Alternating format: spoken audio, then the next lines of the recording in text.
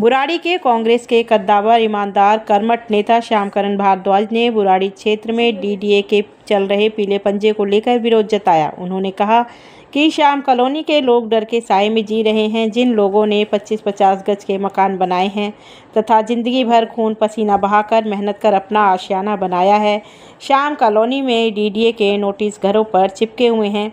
उन्होंने डीडीए से अपील की कि गरीब लोगों के आशियाने नहीं उजाड़े जाने चाहिए और कहा कि मेरे लायक कोई भी काम हो तो मैं क्षेत्र के लोगों की सेवा के लिए तत्पर हूं। उन्होंने बंगाली कॉलोनी के नाले का मुद्दा भी उठाया और कहा कि बारिश में क्षेत्र के लोगों को जलभराव का सामना करना पड़ सकता है। उन्होंने स्थानीय विधायक संजीव झा को क्षेत्र की बदहाल स्थिति के लिए जिम्मेदार ठहराया। श्यामकरण भारद्वाज सरकार में नहीं रहते हुए भी क्षेत्र के विकास के मुद्दों को उठाते रहते हैं।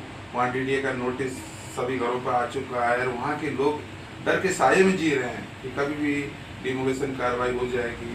क्या करेंगे इस बारे में? देखिए, यहाँ पर 100-125 कॉलोनी है और कॉलोनी के अंदर अगर कोई गलत बैठा है सरकारी जमीन पे तो उसको तो हटाने का अधिकार है, लेकिन जो लोग कॉलोनाइजर से रजिस्ट्री करा के बैठे हैं, जिन्होंने रजिस्ट्री में गवर्नमेंट को स्टाम्प ड्यूटी फीस दी है, जिन्होंने अपने बच्चों की पढ़ाई से पैसा बचा के, अपने खाने से पैसा बचा करके जो मकान बनाया, अगर वो उनका डीडीए गिराती है या कोई और प्रशासन एमसीडी या कोई भी मैं कहूँगा गिराती है तो वो गलत है। इसमें मेरे ख्याल से लगा के एमपी से एमएलए काउंसलर तक सबको संज्ञान लेना चाहिए और इसमें हर गरीब आदमी का जिसका घर टूटता है, जो कॉलोनी टूट रही है, उसमें वहाँ आगे आना चाहिए।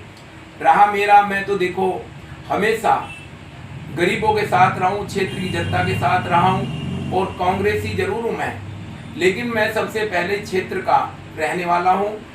हर गरीब आदमी का भाई हूँ, चाहे उसमें बहन है, चाहे भाई है, चाहे माते हैं, सब लोगों के साथ खड़ा हूँ। कमज़ोर किसी को ना समझा जाए। अगर कमज़ोर वही है जो अलग अलग घूम रहे हैं। ये सारे लोग, अगर इतनी कॉलोनी में तोड़ फोड़ होती है तो इन सबको इकट्ठा होना चाहिए।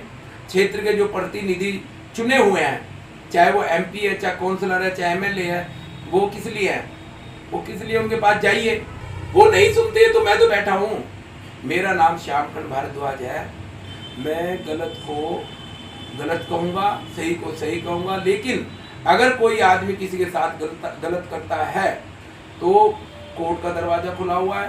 प्रदर्शन करेंगे, आगे खड़े होंगे, चाहे वो श्याम कॉलोनी हो, कोई भी क्षेत्र की कॉलोनी है। अगर किसी के साथ गलत हो रहा है, जब कोई हमें आके बताएगा नहीं तो माफ़ करना, हमें क्या पता कहाँ क्या हो रहा है। हमें जब लोगों से मालूम होता है, जब लोगों का नुकसान हो जाता है, तब पता चलता है। तो ये कोई भी चाहे राजनीति आदमी है, उन लोगों को संज्ञान लेना चाहिए। और मैं तो कहूँगा आपके चैनल के माध्यम से कि कोई भी अगर मेरी आवाज़ सुन रहा है और किसी को कोई भी दिक्कत है, जायज़ दिक्कत हो, तो मेरे पास आए। मैं बुराड़ी चौक पे रहता हूँ और श्यामकरण, अगर 70% आबादी है और उस आबादी में डीडीए लैंड पूलिंग का कोई ऐसा ऐसी कोई पॉलिसी नहीं है कि 70% आबादी के बाद उसके अंदर जा कर के तोड़ फोड़ की जाए। ये बिल्कुल एकदम गलत है, क्योंकि ये जितने भी सरकारी अधिकारी आते हैं, ऐसा नहीं है कि इनको सबको सारी जानकारी नहीं है, लेकिन कुछ जानकारी नहीं भी हो सकती है, क्योंकि हम लोग यहाँ रहने वाले हैं तो हमें जानकारी देनी चाहिए और उनको हमसे लेनी चाहिए। और 70%, फिर मैं एक बार कहूँगा कि लैंड पूलिंग का जो प्लान है, उस प्लान में अगर आप देखेंगे, उसमें देखेंगे तो आता है कि 70% आबादी जहाँ पर बुराड़ी सपोटे की जो परेशानी है बरसों से चली आ रही है। इंफ्रास्ट्रक्चर का काम, सीवर का काम, सीवर के नाम पर इसमें घोटाले भी हुए, लोगों का आरोप है, कुछ का आरोप है, आम आदमी पार्टी पे आरोप लगते रहे। लेकिन अब तो ट्रिपल इंजन की सरकार है दिल्ली में, और अभी भी इस काम को कब तक खत्म हो जाएगा, क्या होगा, इस बारे में आपको क्या कहना है? मानसून का आगमन होने वाला है। देखिए, मैं तो आपको कहूँगा, हमारी दिल्ली की जनता का बड़ा दुर्भाग्य है। जो काम हुए कांग्रेस के टाइम में, शीला जी की सरकार में, 10 साल तो केजरीवाल जी खराब कर गए। उन्होंने कोई काम नहीं किया दिल्ली के अंदर।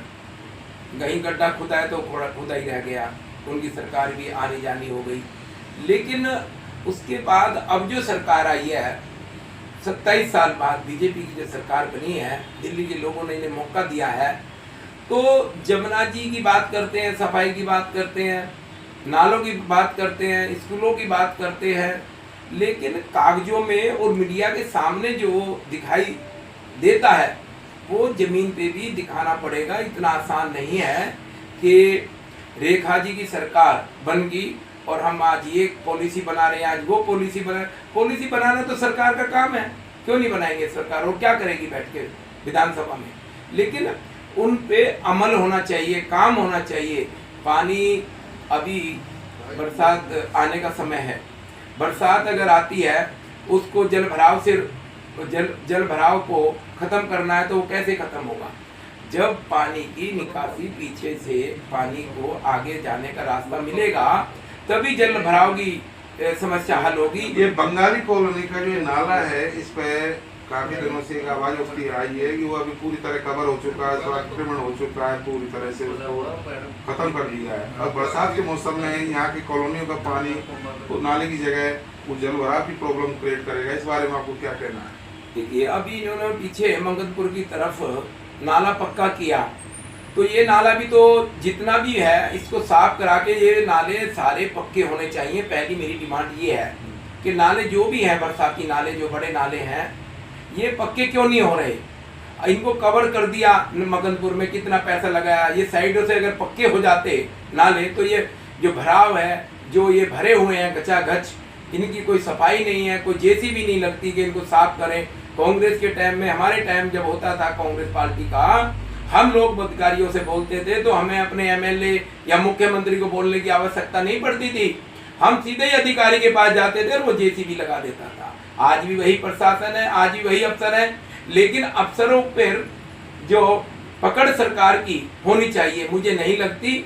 अगर सरकार अपनी पकड़ बताती है और बताने में कामयाब होती है तो जब ही कामयाब होगी, जब जमुना जी के साफ होने का मतलब तब है जब पीछे से नाले भी साफ किए जाएं, नालों को जमुना जी में डालने से रोका जाए और जमीन पे काम दिखाना पड़ेगा।